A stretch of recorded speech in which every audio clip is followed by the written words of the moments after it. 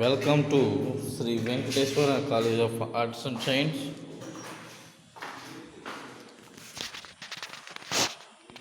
Amalapuram, affiliated to Aditya Vinaya University, Rajamahendravaram. My name is K. Venkatesh, lecturer in economics.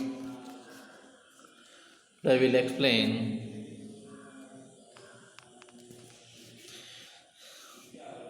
Credit creation commercial banks, వాణిజ్య బ్యాంకుల యొక్క పరపతి సృష్టి. వాణిజ్య బ్యాంకుల యొక్క పరపతి సృష్టి, వాణిజ్య బ్యాంకుల పరపతి సృష్టి అనేది ఏ విధంగా ఉంటుంది అనేది మనం ఇక్కడ ఎక్స్ప్లెయిన్ చేసుకోకపోవడం జరుగుతూ ఉంటుంది అన్నమాట. Credit creation in commercial banks, వాణిజ్య బ్యాంకుల యొక్క పరపతి సృష్టి ఏ విధంగా ఉంటుంది అనేది మనం ఇప్పుడు చెప్పుకోబోతూ ఉన్నాము. సో వాణిజ్య బ్యాంకుల పరపతి సృష్టి, credit creation by commercial banks అంటే జనరల్గా లాస్ట్ మనకి కమర్షియల్ బ్యాంక్స్ అంటే ఏమిటో మనం చెప్పుకున్నాము. కమర్షియల్ బ్యాంక్స్ ఏ రకమైన యాక్టివిటీ చేయడం జరుగుతూ ఉంటుంది అనేది ఏమిటో మనం చెప్పుకోవడం జరిగింది.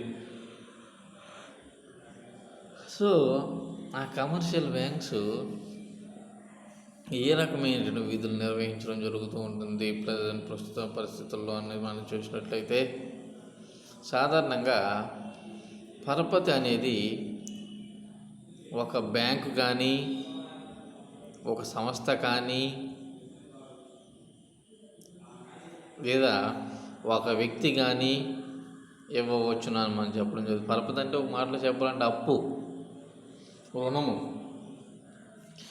ఈ రుణం అనేది సాధారణంగా బ్యాంక్ ద్వారా కానీ లేదా ఒక సంస్థ ద్వారా కానీ లేదా ఒక వ్యక్తి ద్వారా కానీ ఇవ్వడం జరుగుతూ ఉంటుంది అన్నమాట. పరపతి ప్రక్రియలో రుణం ఇచ్చే వ్యక్తి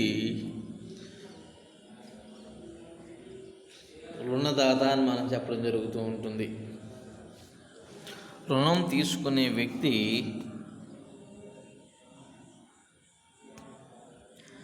రుణగ్రహీతగా మనం చెప్పడం జరుగుతూ ఉంటుంది. అంటే రుణం ఇచ్చే వ్యక్తిని రుణదాత అంటారు, రుణం తీసుకునే వ్యక్తిని రుణగ్రహీత అని చెప్పడం జరుగుతూ ఉంటుంది అన్నమాట. బ్యాంకింగ్ సదుపాయాలు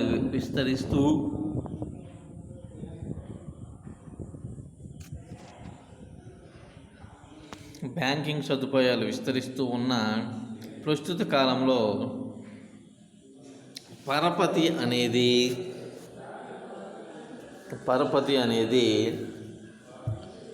ప్రధానంగా వాణిజ్య బ్యాంకుల ద్వారా సృష్టించబడుతూ ఉంటుంది. పరపతి అనేది వాణిజ్య బ్యాంకుల ద్వారా సృష్టించబడుతూ ఉంటుంది అన్నమాట. వాణిజ్య బ్యాంకులు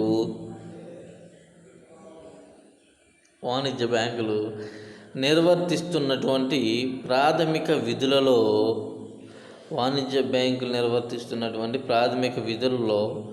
పరపతి సృష్టి అనేది ఒకటి. ప్రజలు తమ వద్ద గల ద్రవ్య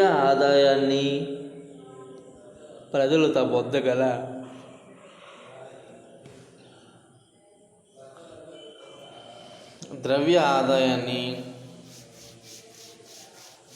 పొదుపు చేసి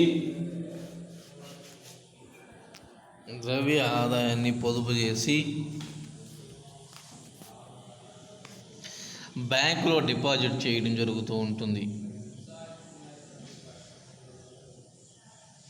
ఈ డిపాజిట్లు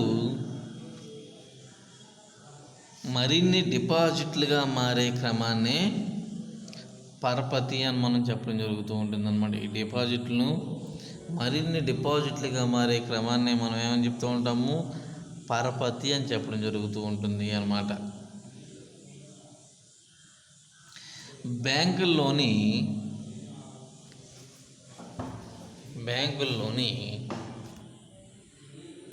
డిమాండ్ డిపాజిట్లను బ్యాంకుల్లోని డిమాండ్ డిపాజిట్లను ద్రవ్యంతో సమానంగా పరిగణించడం జరుగుతూ ఉంటుంది. బ్యాంకుల్లోని డిమాండ్ డిపాజిట్లను ద్రవ్యంతో సమానంగా పరిగణించడం జరుగుతూ ఉంటుంది. బ్యాంకులు ఈ డిపాజిట్లను తగ్గించడం కానీ అదేవిధంగా పెంచడం కానీ చేయటం ద్వారా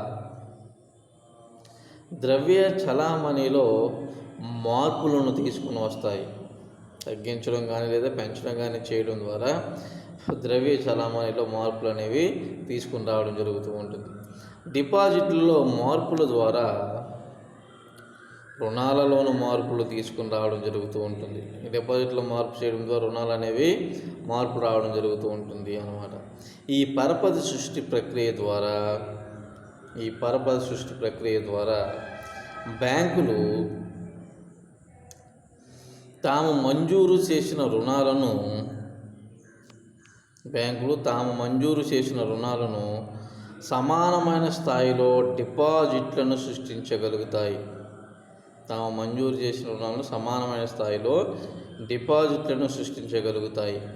అందువల్ల బ్యాంకులు రుణాలు ఇచ్చే పరిమాణం పెరిగే కొద్దీ డిపాజిట్లు కూడా పెరుగుతూ పరపతి సృష్టి అనేది అధికమవ్వడం జరుగుతూ ఉంటుంది.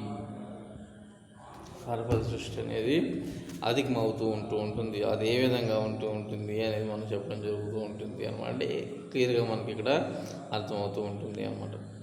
ఆ పరపతి సృష్టి నిర్వచనాలు ఏమిటి చూడండి.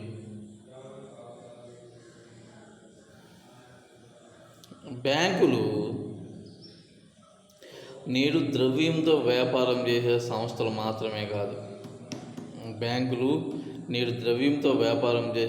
మాత్రమే కాదు.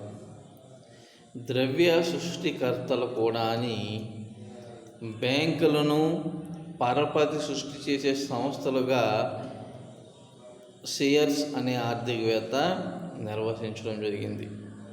షేర్స్ అనే ఆర్థికవేత్త నిర్వచనం ప్రకారం ఒకసారి చూడండి. బ్యాంకులు అనేవి నేడు ద్రవ్యంతో వ్యాపారం సంస్థలు మాత్రమే కావు, ద్రవ్య సృష్టికర్తలు కూడా అని బ్యాంకులు పరపతి సృష్టి చేసే సంస్థలను షేర్స్ నిర్వచించడం జరిగింది అన్నమాట. ప్రతి రుణం ఒక డిపాజిట్లను ఉత్పన్నం చేస్తుంది. ప్రతి రుణము ఒక డిపాజిట్ను ఉత్పన్నం చేస్తూ ఉంటుంది. పొదుపులు నగదు రూపంలో ఉంటే ప్రయోజనం ఉండే అవకాశం ఉండదు. వాటిని సమీకరించి చలామణి చేస్తేనే లాభదాయకంగా ఉంటుంది. ఈ విధంగా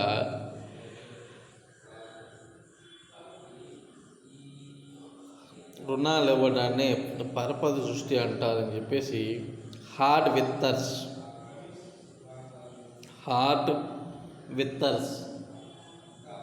విత్తర్స్ అనే ఆర్థికవేత్త పేర్కొనడం జరిగింది అన్నమాట. అర్థమైందండి. ప్రతి రుణము ఒక డిపాజిట్ను ఉత్పన్నం చేస్తూ ఉంటుంది.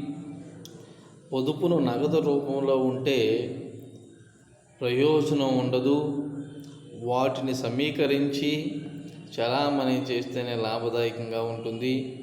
ఈ విధంగా రుణాలు ఇవ్వడాన్ని ఏమని చెప్తూ ఉంటాము? పరపతి సృష్టి అంటారు అని చెప్పేసి హార్డ్ విత్తర్ అనే ఆర్థికవేత్త పేర్కొనడం జరిగింది అన్నమాట. దేశంలో నిరుపయోగంగా ఉన్న పొదుపులను సమీకరించి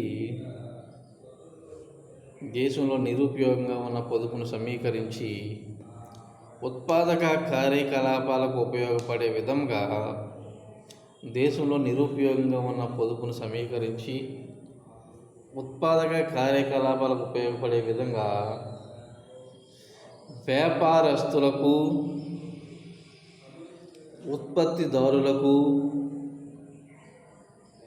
వ్యాపారస్తులకు, ఉత్పత్తిదారులకు అందించేందుకు గాను వాణిజ్య బ్యాంకులు పరపతి సృష్టి ద్వారా సంధానకర్తలుగా వ్యవహరిస్తాయి. పరపతి సృష్టి ద్వారా సంధానకర్తలుగా వ్యవహరిస్తాయి. ఈ వాణిజ్య బ్యాంకులు ఈ పరపతి సృష్టించడం అనేది వాటిలో ఉండే డిపాజిట్ల పైన ఆధారపడి ఉంటుంది. పరపతి సృష్టించడం అనేది వాటిలో ఉండే డిపాజిట్ల పైన ఆధారపడి ఉంటుంది. డిపాజిట్లు పరపతికి మూలాధారము. అలాగే పరపతి ఇవ్వడం ద్వారా డిపాజిట్లు సృష్టించబడతాయి. పరపతి ఇవ్వడం ద్వారా డిపాజిట్లు అనేవి సృష్టించబడతాయి. ఈ విధంగా డిపాజిట్లు పరిమితికి దాటి తీయటమే కాకుండా పరపతి డిపాజిట్లు కూడా దారి తీయడం జరుగుతూ ఉంటుంది.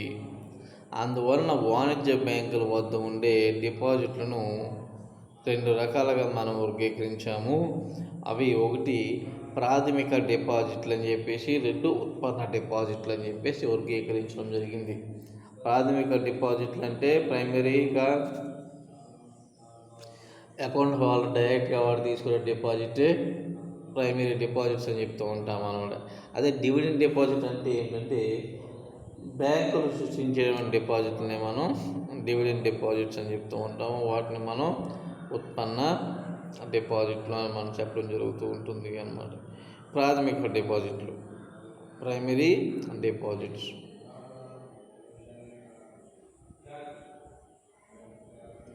ప్రాథమిక డిపాజిట్లు మనం చూసినట్లయితే బ్యాంకులు ప్రజల వద్ద నుంచి కానీ సంస్థల వద్ద నుంచి కానీ నేరుగా స్వీకరించే డిపాజిట్లను ప్రాథమిక డిపాజిట్లు అని చెప్పడం జరుగుతూ ఉంటుంది అన్నమాట. బ్యాంకులు ప్రజల వద్ద నుంచి కానీ లేదా సంస్థల వద్ద నుండి కానీ నేరుగా స్వీకరించే డిపాజిట్లను ఏమని చెప్తూ ఉంటాము? డిమాండ్ డిపాజిట్లు అని చెప్పడం జరుగుతూ ఉంటుంది. ప్రజలు మరియు సంస్థలు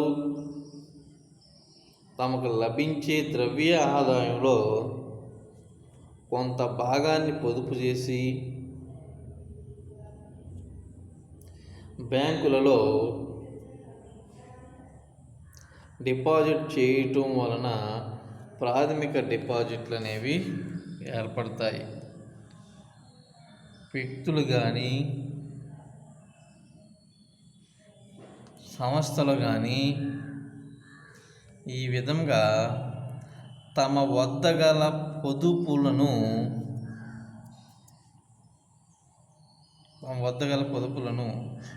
ప్రాథమిక డిపాజిట్ల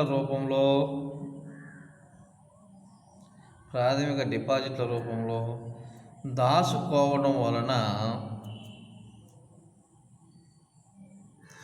వారి సొమ్ముకు భద్రత చేకూరడమే కాకుండా అదనంగా వడ్డీ రూపంలో కొంత ఆదాయం కూడా లభించడం జరుగుతూ ఉంటుంది. అందువలన ప్రజలు కానీ సంస్థలు కానీ తమ వద్ద గల మిగులు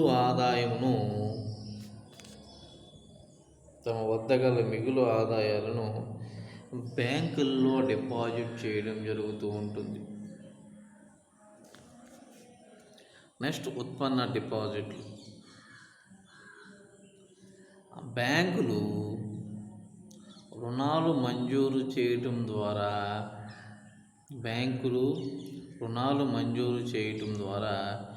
ఏర్పడే డిపాజిట్లను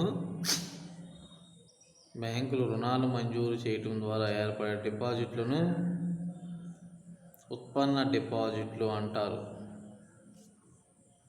సాధారణంగా బ్యాంకులు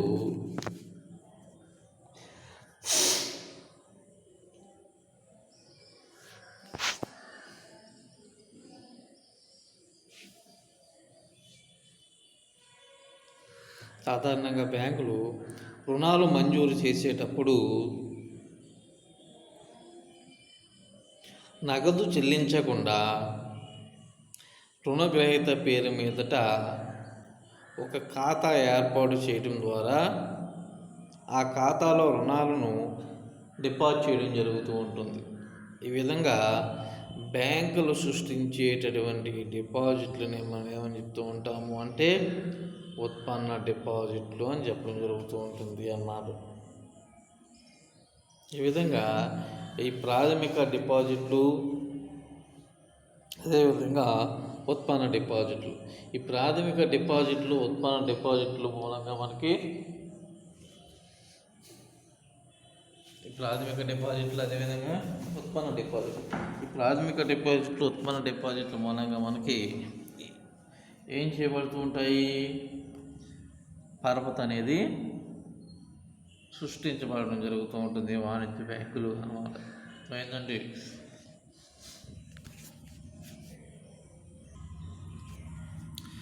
సో ఈ విధంగా బ్యాంకు రుణాలు డిపాజిట్లను సృష్టిస్తూ ఉంటాయి. ఆ డిపాజిట్లు తిరిగి బ్యాంక్ ఇచ్చే రుణాలకు దారితీస్తాయి. ఈ ప్రక్రియ అనేది నగద నిల్వల నిష్పత్తిని ఆధారంగా చేసుకుని ప్రాథమిక డిపాజిట్లు అనేక రెట్లు డిపాజిట్లుగా సృష్టించబడతాయి. అంతిమంగా తెలిసేది ఏమిటంటే డిపాజిట్ల సృష్టి పరపతి సృష్టికి దారితీస్తే పరపతి సృష్టి డిపాజిట్ల సృష్టికి దారితీస్తూ ఉంటుంది. దీన్ని క్రింది విధంగా మనం తెలుసుకోవచ్చును. చూడండి, డిపాజిట్లు, రుణాలు, డిపాజిట్లు. వాణిజ్య బ్యాంకుల చేత సృష్టించే ఉత్పన్న డిపాజిట్లు ప్రధానంగా 4 సందర్భాల్లో వాణిజ్య బ్యాంకులు ఉత్పన్న డిపాజిట్లు సృష్టించడం జరుగుతూ ఉంటుంది. ఉత్పన్న డిపాజిట్ల ఫలితంగానే మనకు ప్రధానంగా పరపతి అనేది లభ్యమవుతూ ఉంటుంది అన్నమాట. ఆ పరపతి అనేది క్రియేట్ చేయడం జరుగుతూ ఉంటుంది అన్నమాట. ఏమిటన్నా ఈ విధాలుగా చూసినట్లయితే స్వల్పకాలిక రుణాలు, అడ్వాన్సులు, సెక్యూరిటీలు. స్వల్పకాలిక రుణాలు, అడ్వాన్సులు, సెక్యూరిటీలు. నెక్స్ట్ వినిమయ బిల్లులు డిస్కౌంట్ చేయటము. నెక్స్ట్ సెక్యూరిటీలను కొనుగోలు చేయడము. నెక్స్ట్ ఓవర్ డ్రాఫ్ట్ సదుపాయాన్ని కల్పించడం. స్వల్పకాల రుణాలు మరియు అడ్వాన్సులు. బ్యాంకులు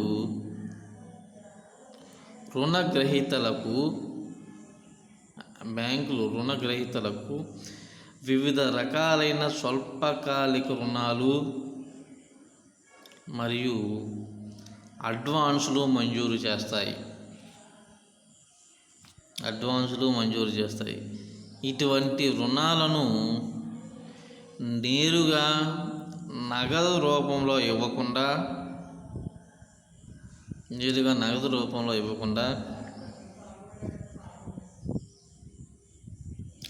రుణగ్రహీతల ఖాతాలో జమ చేయడం జరుగుతూ ఉంటుంది.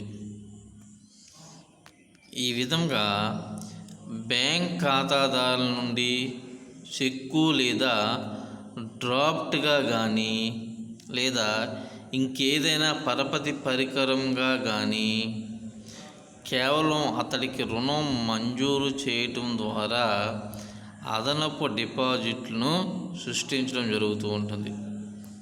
ఈ విధంగా రుణాలు మంజూరు చేయడం ద్వారా సృష్టించబడే డిపాజిట్లను రుణాలు పిల్లలుగా పేర్కొనడం జరుగుతూ ఉంటుంది.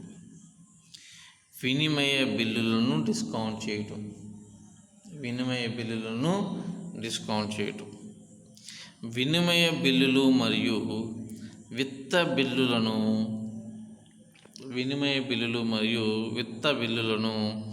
డిస్కౌంట్ చేసినప్పుడు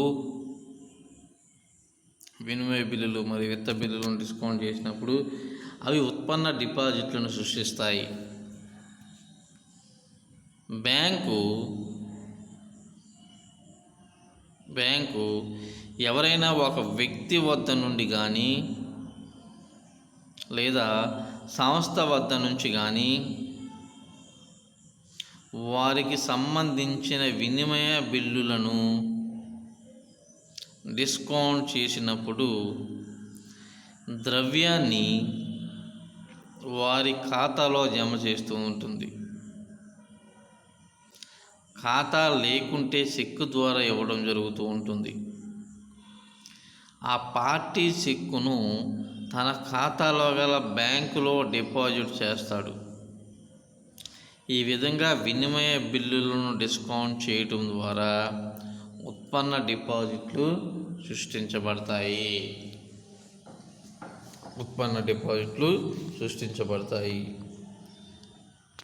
నెక్స్ట్ సెక్యూరిటీల కొనుగోలు.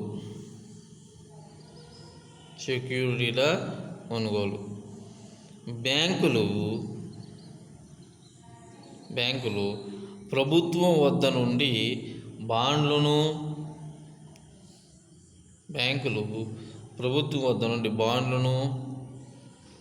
సెక్యూరిటీలను కొనుగోలు చేసినప్పుడు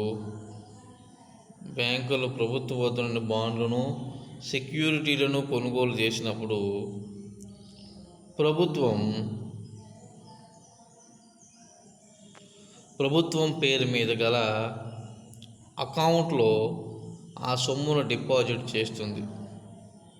ప్రభుత్వం ఆ సొమ్మును తన అవసరాల మేరకు చెక్కుల ద్వారా ఉపయోగించుకోవచ్చు. నెక్స్ట్ ఓవర్ డ్రాఫ్ట్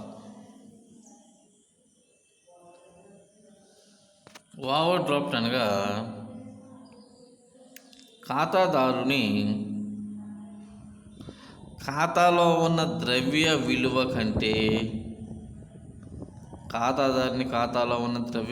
కంటే ఎక్కువ మొత్తంలో ద్రవ్యాన్ని మంజూరు చేయడాన్ని ఓవర్ డ్రాఫ్ట్ అంటారు. ఖాతాదారుడి ఖాతాలో ఉన్న నిలువ కంటే కూడా ఎక్కువ మొత్తంలో ద్రవ్యాన్ని మంజూరు చేయడాన్ని ఏమని చెప్తూ ఉంటామో ఓవర్ డ్రాఫ్ట్ అని చెప్పడం జరుగుతూ ఉంటుంది. ఈ సౌకర్యాన్ని ఖాతాదారునికి కల్పించడం ద్వారా బ్యాంకులు ఉత్పన్న డిపాజిట్లను సృష్టించడం జరుగుతూ ఉంటుంది.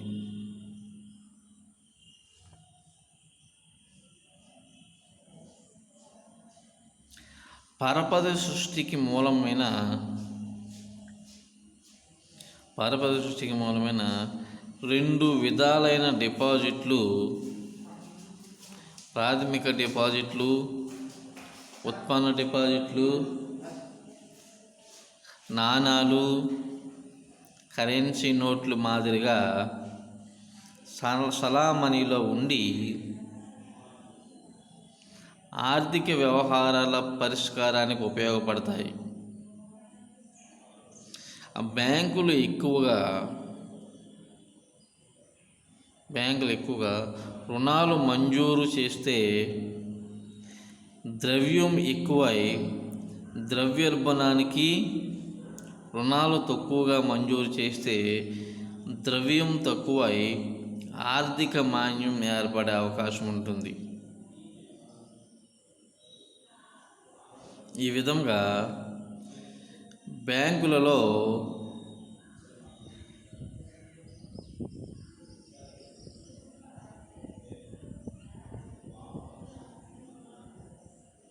రుణాల మంజూరు ద్వారా జరిగే పరపతి ఆర్థిక పరిస్థితులను ప్రభావితం చేయడం జరుగుతూ ఉంటుంది.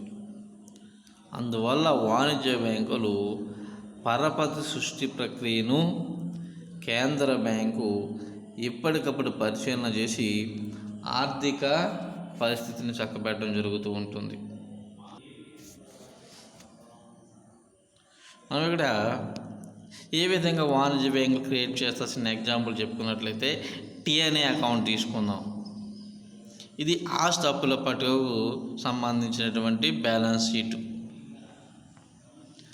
నిర్దేశిత కాలంలో డిపాజిట్లో వచ్చిన మార్పులను ఇక్కడ నమోదు చేయడం జరుగుతూ ఉంటుంది.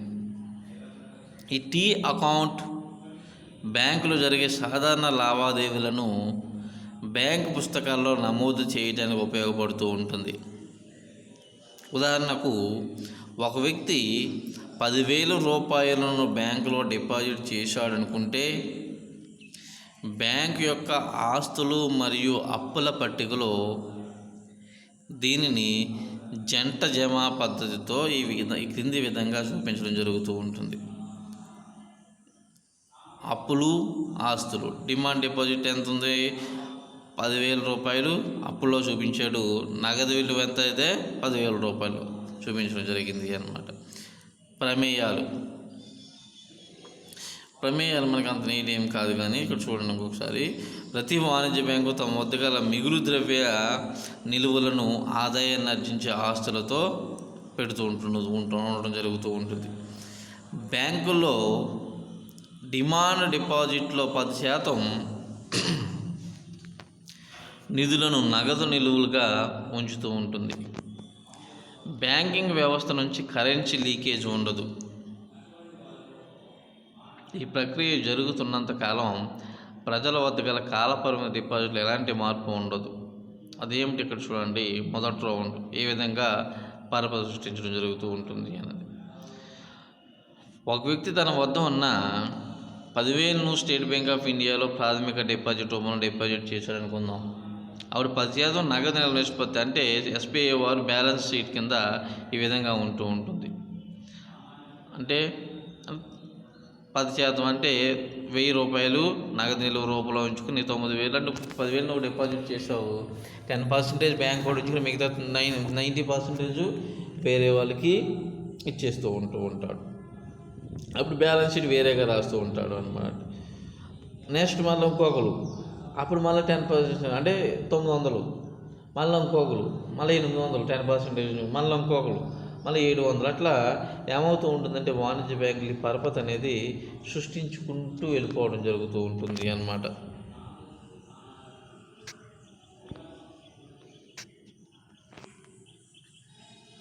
సో ఈ పరపతిని అలా సృష్టించుకుంటూ వెళ్ళిపోవడం జరుగుతూ ఉంటుందండి.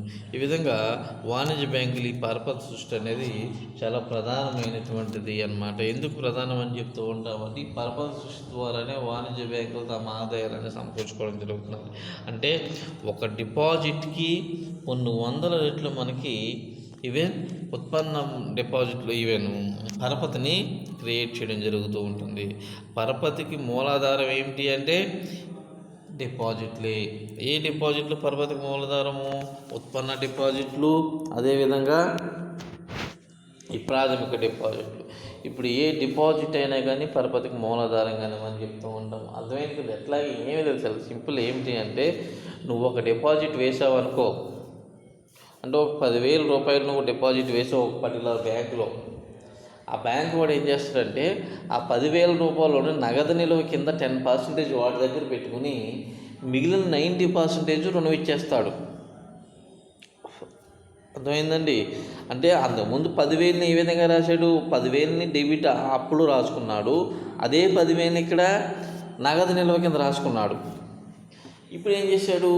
ఆ నగదు నిల్వ కింద రాసుకున్నటువంటి ఆ 10,000 రుణం ఇచ్చేశాడు. 10,000 ఎవడు 10% ఉంచుకుని 90% ఇచ్చేసాడు. అంటే 9,000 ఇచ్చేసి 1,000 వాడి దగ్గర నగదు నిల్వ కింద దాచుకున్నాడు. ఆ దాచుకున్న ఆ 1,000 కలపాలి. నెక్స్ట్ అంతకుముందు ఉన్నటువంటి అప్పిచ్చినటువంటిది ఆస్తులు రాసుకుంటాడు మళ్ళీ 9,000. అంతకుముందు మళ్ళీ నగదు నిల్వ కింద రాసుకున్నటువంటి 10,000.